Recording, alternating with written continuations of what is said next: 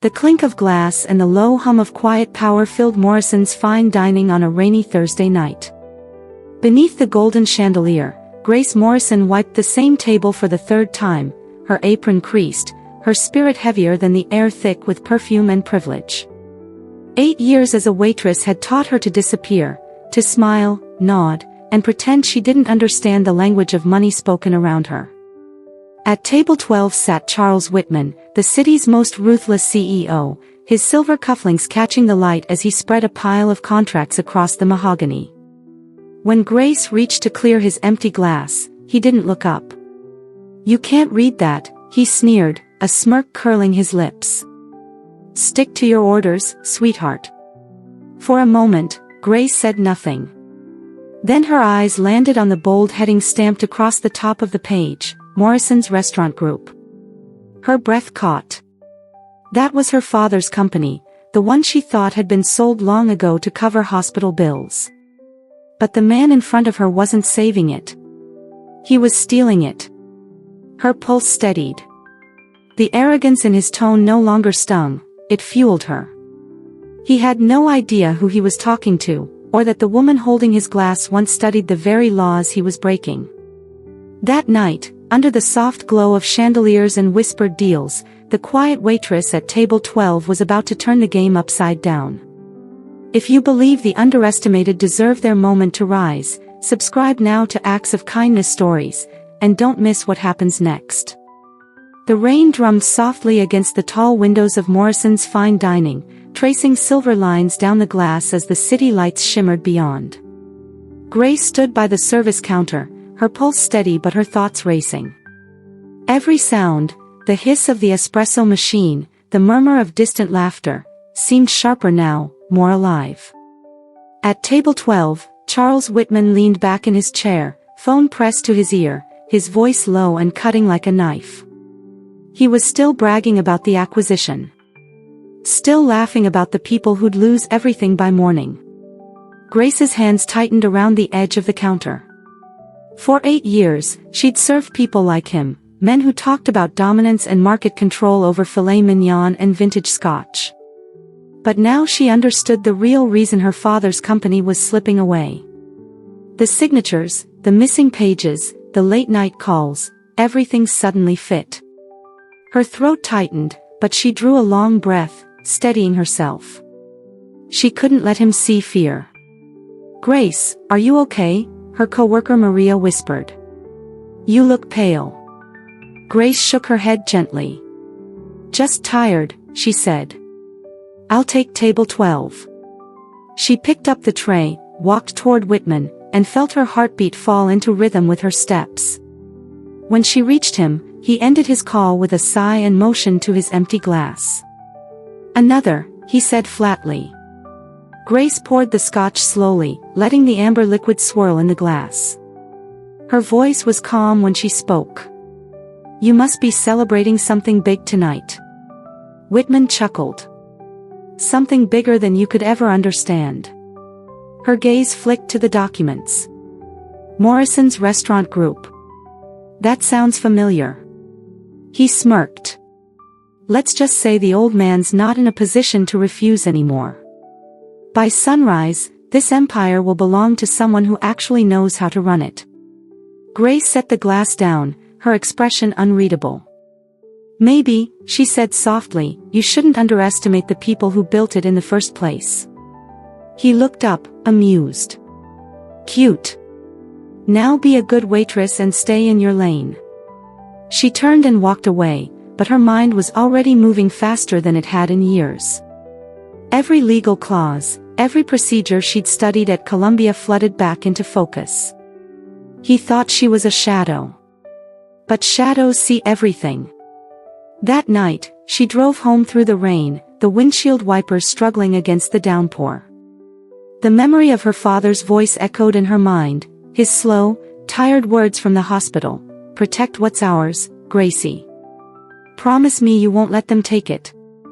At her kitchen table, under the flicker of a dying light bulb, Grace opened her old laptop. Her hands trembled slightly as she searched the public business registry. And there it was, a pending transfer of ownership between Henderson Enterprises and Whitman Holdings. Filed under her father's name, with her forged signature. Her breath hitched. She grabbed her phone and dialed the only number that's still connected to the family lawyer. "Mr. Randall, it's Grace. I need you to check the Morrison file. Everything. Power of attorney, partnership agreements, anything with Henderson's signature." There was silence on the line, then a low exhale. "Grace, you shouldn't have found that." "So it's true." "Worse," he said. "Those documents were never properly witnessed.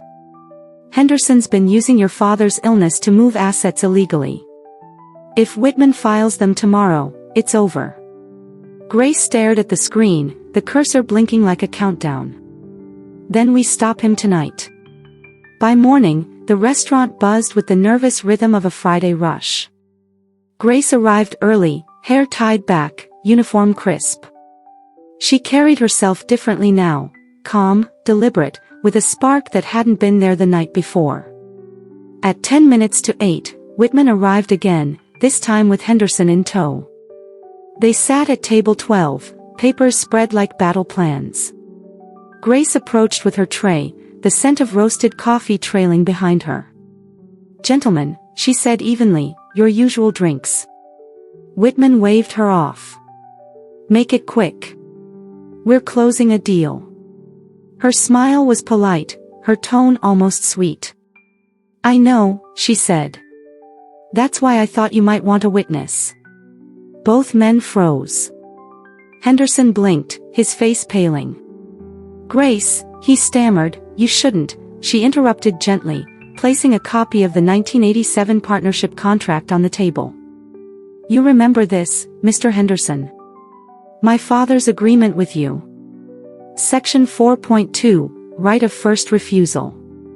Meaning any sale of his partnership stake must be offered to him, or his heirs, before anyone else." Whitman's jaw tightened. "Where did you get that?" Grace leaned in, her eyes sharp. "From the same lawyer who's about to file an injunction blocking your acquisition." "You think you can threaten me?" Whitman hissed. "I don't need to threaten you," she said. "The law already did." For the first time, the confident CEO faltered. Henderson reached for the papers, his hands shaking. "She's bluffing." Grace pulled another document from her apron, a notarized statement of her father's intent, filed just hours earlier. "My father built this company with his own hands. And you two tried to steal it while he was too weak to fight back. But you made one mistake, you forgot I can read." Whitman pushed back his chair, fury flashing in his eyes. "You have no idea who you're dealing with." "Oh, I do," she replied calmly. "A man about to lose everything because he underestimated a waitress." Silence rippled through the restaurant. Even the hum of conversation around them seemed to fade. Then came the sound of footsteps, steady, deliberate. Mr. Randall, the lawyer, entered through the front door, briefcase in hand. He approached table 12 without a word, placed a sealed envelope before Whitman, and spoke with the quiet confidence of someone who knew exactly how this would end. "Mr. Whitman, this is an emergency injunction and notice of investigation. You've been served." The color drained from Whitman's face. Henderson's trembling hands clutched the tablecloth. Grace stood still, her heart pounding, but her voice stayed steady. "You'll find all the forged documents included. Oh, and the missing witness signatures. That's another violation you'll have to explain to the authorities." Whitman glared at her, eyes narrowing into cold fury. "You just destroyed your life, Grace." She met his stare with quiet defiance. "No," she said. "I just saved my father's." The weeks that followed were a blur of courtrooms, signatures, and long nights at her father's hospital bedside. Each hearing peeled away another layer of Whitman's deceit. Henderson, desperate to avoid prison, confessed everything: how he'd tricked Grace into signing false authorizations, how Whitman had promised him a payout once the acquisition went through. The judge's verdict was swift and final, the transfer voided, the assets restored, and criminal charges filed. When Grace walked out of the courthouse, reporters swarmed her with questions. She said nothing. The only sound she needed was the quiet satisfaction of knowing justice had been served. Months later, she stood again in the same restaurant where it had all begun, but now as the owner. The chandeliers glowed warmer, the air filled with laughter instead of fear. Employees who once worried about their jobs now worked with pride. And every time she passed table 12, she remembered the night she refused to be invisible. Her father, frail but smiling, sat near the window, watching her with pride that words couldn't touch. "You did it, Gracie," he whispered. "You brought it home." She smiled softly. "You taught me everything I needed to know." In the months that followed, Whitman's empire collapsed under the weight of his own arrogance. His name vanished from the news, replaced by headlines of fraud and betrayal. Henderson's confession sealed his fate, and both men became cautionary tales whispered in boardrooms where greed once reigned. But Grace didn't chase revenge. She chased purpose. She re-enrolled in law school, finishing the degree she had abandoned years before. Each night, after closing the restaurant, she studied beneath the same golden lights, determined to protect others from men like Whitman. And when the final court papers arrived, officially naming her majority owner of Morrison's group, she placed them beneath the framed photo of her father, two hands clasped across generations, a promise kept. Now, every contract that crossed her desk bore her signature, bold, unshaken, undeniable.